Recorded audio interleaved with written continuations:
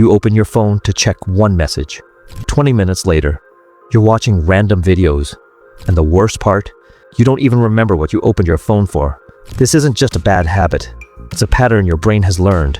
And in the next 2 minutes, you'll understand why it happens and how to take your focus back. Here's the truth. Your focus isn't broken. Your brain is overloaded.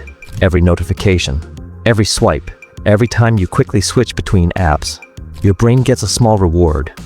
Over time, your brain starts expecting constant stimulation. So when you sit down to read, study, or work, a normal task feels boring. Not because it's too hard, but because your brain has become used to things changing every few seconds. Think about it like this. If you eat extremely sweet food every day, normal food starts tasting boring. Your attention works the same way. The more constant stimulation you give your brain, the harder it becomes to enjoy simple focus. But you can train it back. Start with 3 simple rules. First, single task. Stop jumping between apps and tabs.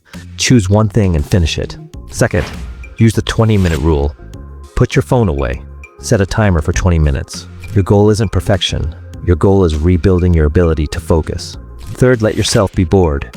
Don't fill every empty moment with your phone. Boredom gives your brain space to recover. Remember this. You don't have a focus problem.